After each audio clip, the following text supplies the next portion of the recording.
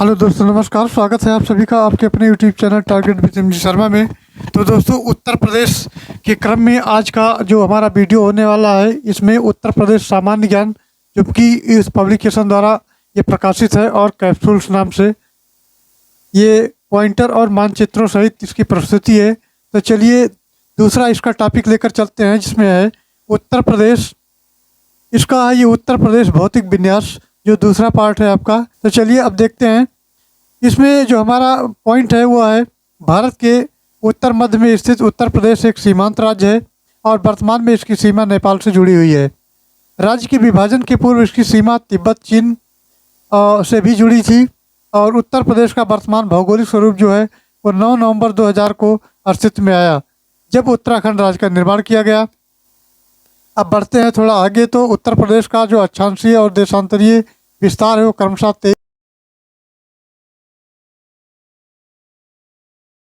उत्तर प्रदेश की लंबाई जो पश्चिम से पूर्व है 650 किलोमीटर और चौड़ाई उसकी जो उत्तर दक्षिण में है 240 किलोमीटर है।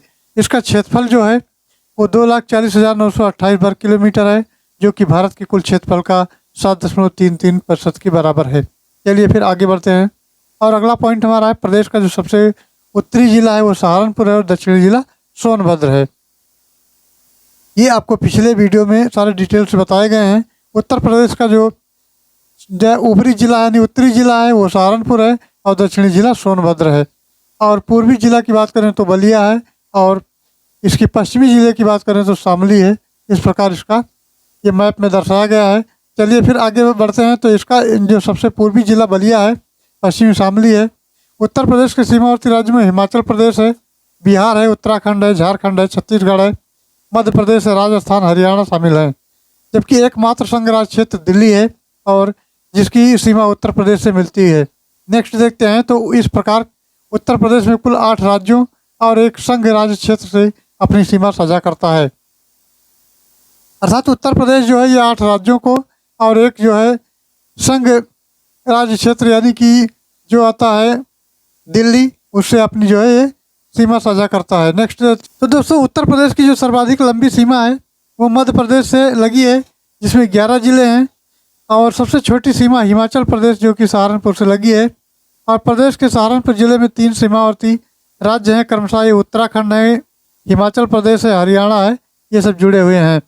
और सोनभद्र की बात करें तो सोनभद्र जिले में सर्वाधिक 4 राज्य क्रमशः मध्य प्रदेश, छत्तीसगढ़, झारखंड और बिहार जुड़े हैं।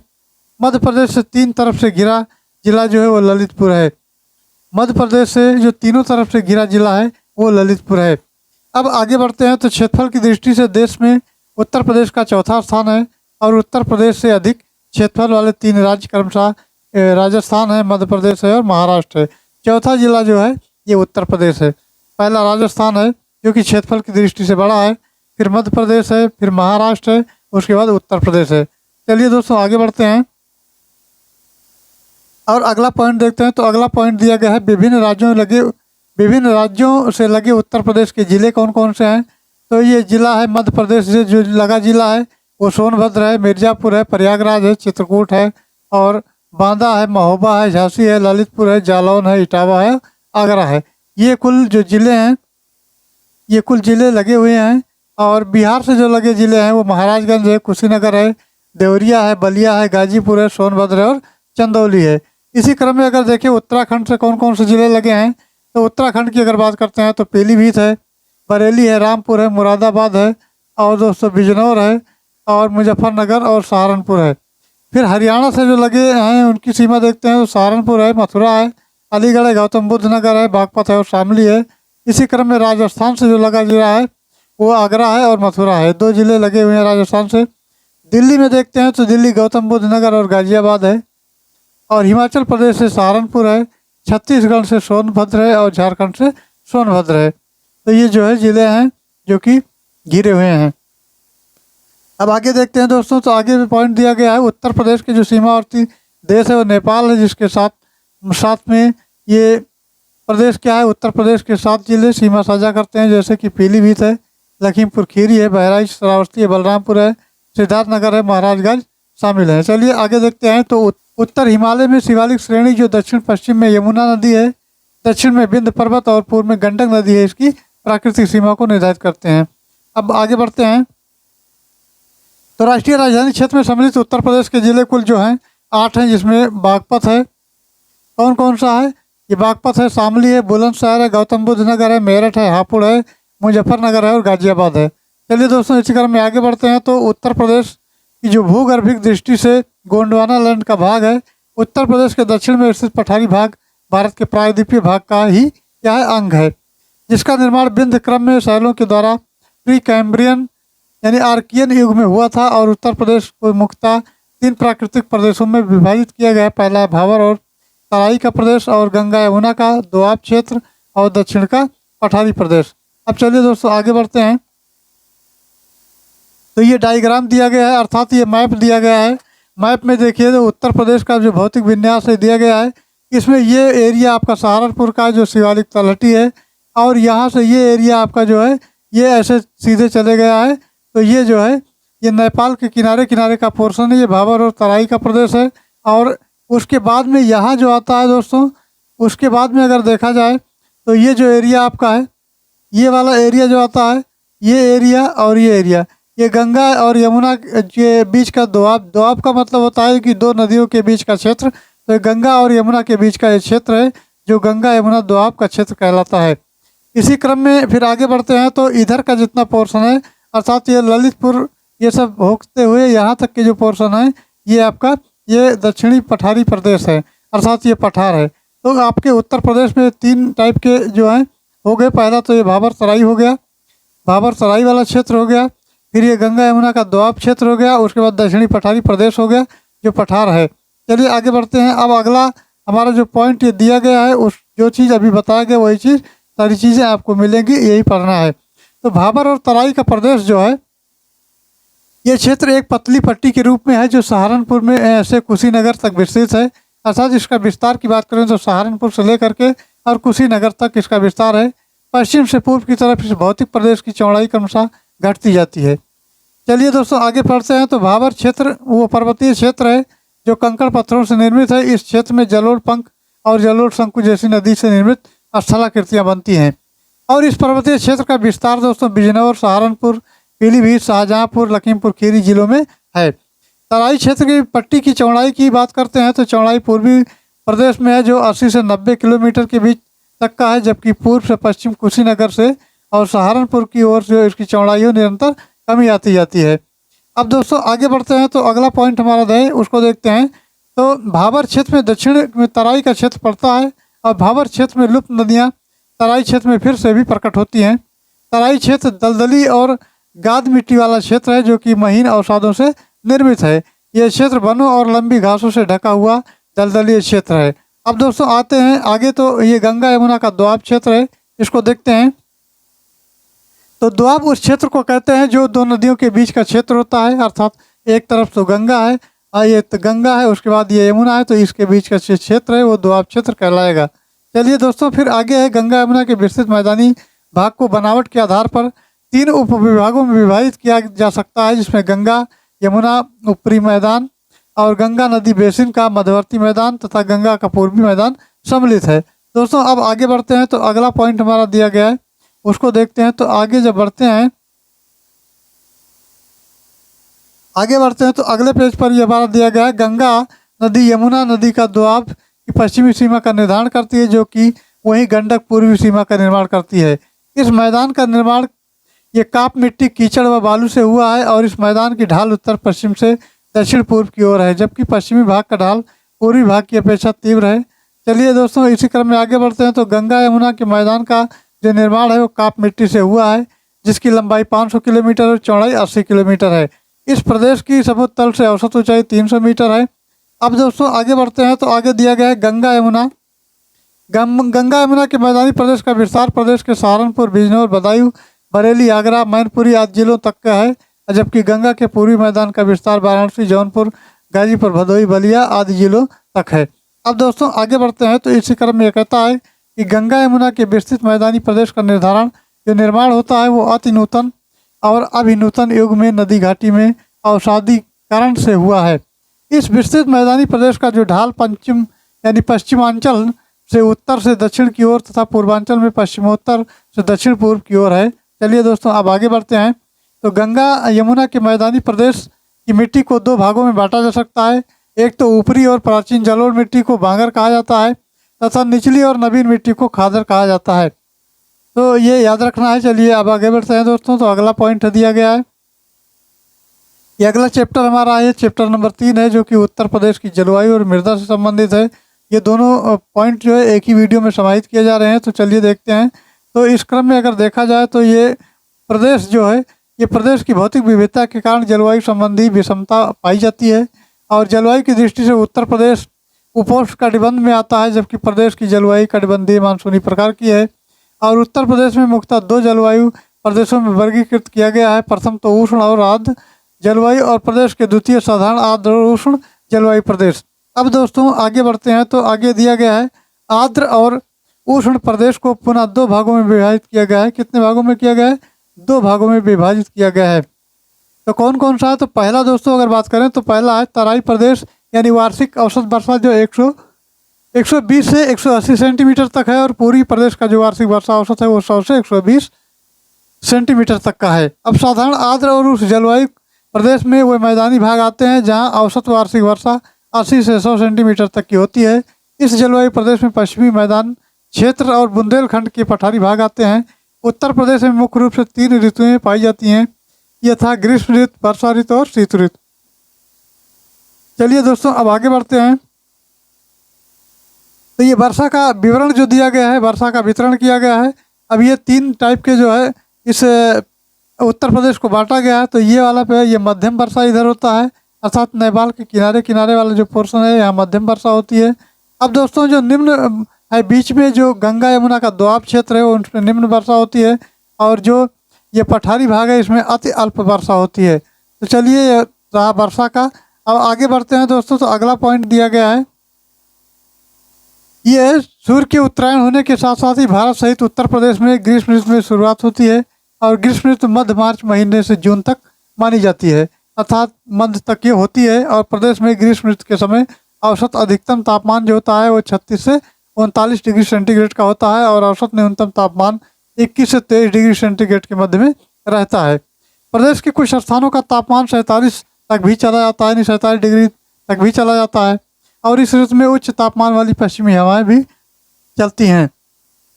इन गर्म हवाओं को स्थानीय भाषा में लू कहा जाता है। अब आते हैं दोस्तों। तो ये प्रदेश के झांसी और आगरा जिले में सर्वाधिक गर्मी पड़ती है, जबकि बरेली जिले में सबसे कम गर्मी पड़ती है।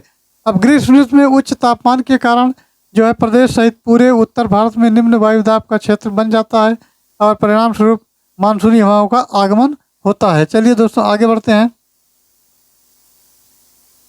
अब आता है मृदा व्यवस्था। मृदा व्यवस्था देख लेते हैं। तो मृदा व्यवस्था के अंतर्गत ये दिया गया है कि पृथ्वी जो है, पृथ्वी के ऊपरी सतह पर मिलने वाले जो असंगठित पदार्थों होते हैं वो ऊपरी परत जो चट्टानों के विक्षेपण, अपक्षयन और कार्बनिक पदार्थ के विगलन यानी विघटन के परिणाम स्वरूप परिच्छेदिका के रूप में संश्लेषित होती हैं, मिट्टी कहलाती हैं।